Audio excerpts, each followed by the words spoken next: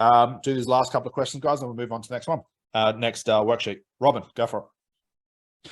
So I got a few questions, Scott, and it's so are you saying one of the, I'm sure there's many, but are you saying the differentiation factor is time? In other words, the shortness of time that it takes to get the result for this, and with that, then, because you're saying the low amount of time, how do you answer maybe the credibility question with regards to doing that? And then a follow-up question of that is, if I'm charging, let's say, £1,050, that's based on about getting the impact of 6, maybe previous sessions in one. If I've charged per session, let's say £1,000, but then they need potentially a follow-up session, would you say I'd charge them again? And how can I? It's part of the result. Now, I'll answer your first question. Is there's a big mindset block that I can hear, which is fine. How do I deal with the credibility of doing things quick?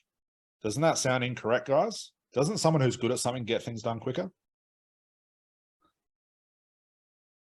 I used to work with H&R Block. They were my accountants. Anyone? Hopefully no one works for H&R Blocks. Any Aussies know H&R Block? Can I say, please turn your thumbs down and go, horrible. Charged me through the roof, got me nothing back. I put in one, and I get it. We have company tax, we have income tax. I get all that. I'd send my documents in 3 months later, then I'd get it back.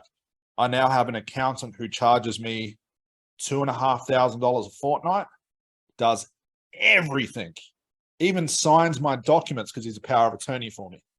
Gets me so much back, knowing he can charge me more because I get it back on tax anyway, but it's so fucking quick. It is unbelievable. And he does no marketing, has a big fancy office in the city, nothing, constant referrals. So I can see the same pattern in what I saw with the lawyers. They're quick, precise. That's what yells expert to me. Okay. So it's not a credibility thing. Okay. Someone who takes longer to do something, what does that tell me? And I might be wrong. I'm using my own bias here. That tells me if you're taking too long to do something, why? You're claiming to be an expert. Why does it need to take so long? All you have to do, Robin, is prove why your sessions are so short and your depth of knowledge on your social media, and then people will get it. And I understand. When we first came out with ACH and I say, get rid of the scripts, get rid of this, when it came to business, triple your prices, see less clients. What do you think the rest of the industry said? No, you can't. That's impossible. You're lying, Scott. So I had to prove it and prove it and prove it and prove it. Bang heads against the wall till they got it. Now, those same trainers and that who said can't be that way are now sneaking my stuff into their own programs, and we had to block them from YouTube. Expert comes speed. Speed comes expert. Ericsson used to charge $2,500 in the 70s, which works out about 10 grand in today's dollars. He might only see you for 15 minutes. Would you care it's only 15 minutes, or do you care that your problem's gone?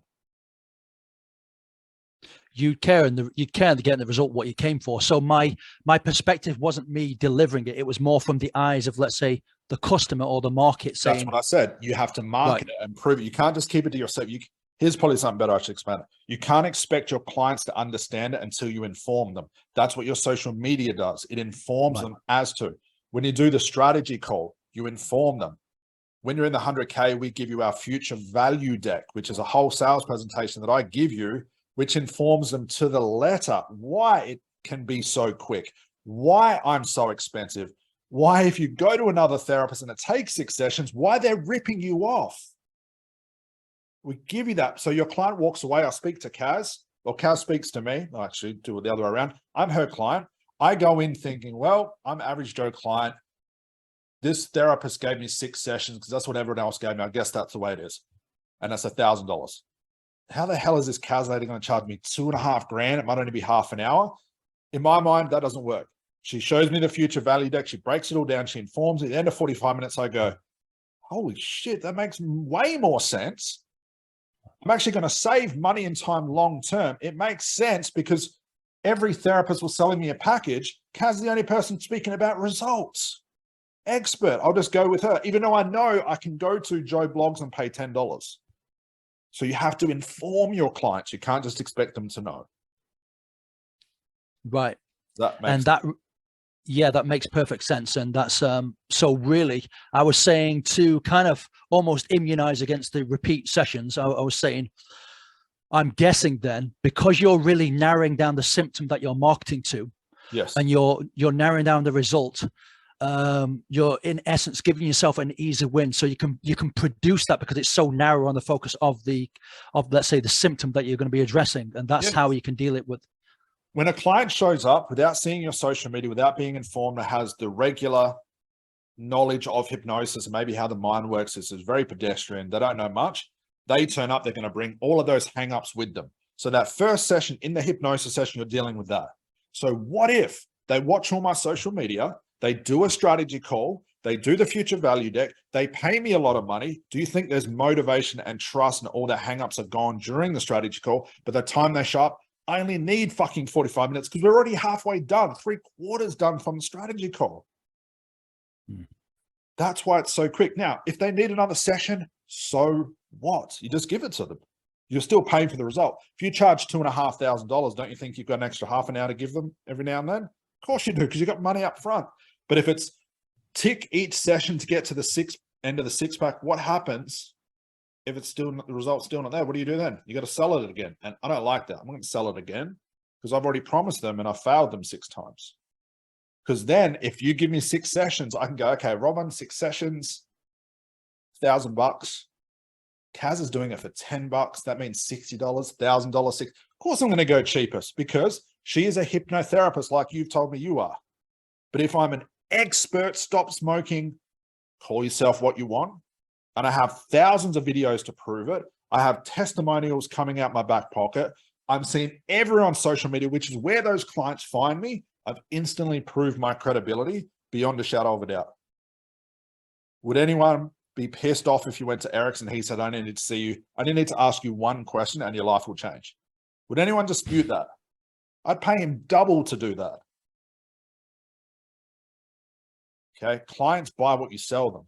They pay for results if you sell them that, or if you sell them sessions, buy one, get one free, Halloween special, you're now doing what every other therapist will do. And that potential client's now going to go looking for the 30 pack because they see value as more rather than speed and results. Yeah, and the robustness then is down to the testing and the processing that we allow them to do. Is that correct? Yep, and it's all the stuff you did beforehand. Thank you. Yeah, thank you very much. Starts with niche, social media. Okay, your social media should answer every common question that would later become an objection. So by the time a client comes in, we used to get this on strategy calls. People say, oh my God, Scott, I can't believe I'm talking to you on the phone. This is awesome. I'm a fucking nobody, but they've watched it all. And in their head, I'm seen as this big almighty guru. Not even close. Had I just turned up as a total stranger, it's now, okay, I'm going to think about his package price between her package price, this, he's a hypnotherapist. It becomes so jumbled up. Now you become red ocean. And guys, no matter as much as we hate it, you guys hopefully all admit to this as well. You have price shopped before. You go to one car yard, that car that you want's 50 grand. You go over here, it's 48,950. Of course, you're going to go the cheap one. It's the same fucking thing. Unless that salesman explains where the differentiation is and informs you. Does that make sense? How is it? Karen, are you here? I don't know if she's here today. She posted in the group, $2,500. She'll only see that person once. She's in the same niche where therapists are struggling to charge $100. How does she do that? Ask her, Tina. She's done it many times. I think she's in, oh God, can't say it. I think she's in the anxiety niche. Is it anxiety? Let me check. I think she said earlier, I asked her that question. I think she said childhood trauma. I'm actually trauma towards former military, that kind of stuff. So that's, you can hear that's quite blue ocean. Former military. Yeah, I think she's PTSD, something like that. $2,500. So why are there therapists out there charging $100 for that? Downloading a PTSD script. Oh my God, talk about nightmare. But they're struggling. We haven't even really started training here. This is the awareness you need to have. Can I ask one other question then? When it comes to, let's say, the niche that you're targeting, let's say the particular behavior. So example, someone was saying it's when they're at barbecues, the smell, whatever, a smoke, let's say triggers them off or whatever. Or it might be they're having an issue getting out of bed. Have you got any recommendations when it comes down to a behavioral action that you target to the, let's say, if I'm doing the category of trauma? You know, Okay. I help men who go to barbecues and are triggered by cigarette smoke to want to smoke. Don't have to go that specific. You can say, I help men who are very social quit smoking. I help lawyers quit smoking on their lunch break.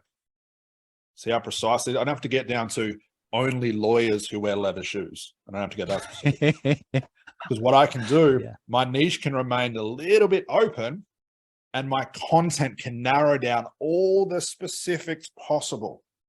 Right. And you can include, do you go to barbecues? Of course men do. I don't, but other men do, I assume.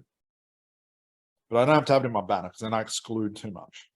So that's kind of the category of the niche, but then your individual questions will go down scenario based for the questions they're searching for. Your content over time will outdo your banner and your marketing message, where you don't even have to have that anymore. People just know. Like, I know Tony Robbins, but I don't even know his company name. Does anyone know? It's not Tony Robbins. What's his company name? Anyone know? But you don't care, do you? You know Tony Robbins. Okay. Success Resources. That's the one. Thank you, Rita. Yep. Okay. So I want people to go, oh, this Robin guy, he's awesome. Because what will happen over time, Robin? You'll become, well, if Robin's an expert in this, I can just go see him for everything else. You become a generalist, but you had to start specific. But over time, people just want to see you. Just like I just want to see Erickson. Never going to happen. I don't care. I don't care if I've got to take Erickson grocery shopping. I'll do that. I'll pay for that. These nuances, Scott, have been really useful. Thank you very much. You're welcome.